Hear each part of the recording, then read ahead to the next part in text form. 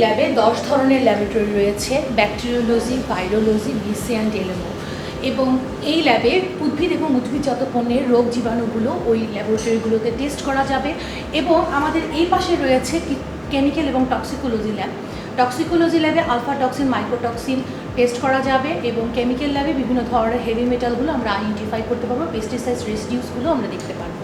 এবং এই টোটাল এই ল্যাবের মাধ্যমে, এই পরীক্ষাগুলো করার মাধ্যমে আমরা আন্তর্জাতিক মানের একটা ল্যাবরেটরি তৈরি হবে এবং আন্তর্জাতিক বাজারে আমরা মার্কেট অ্যাক্সেস তৈরি হবে, যাতে করে আমাদের এক্সপোর্ট আশা করা যায় 25% বৃদ্ধি পাবে।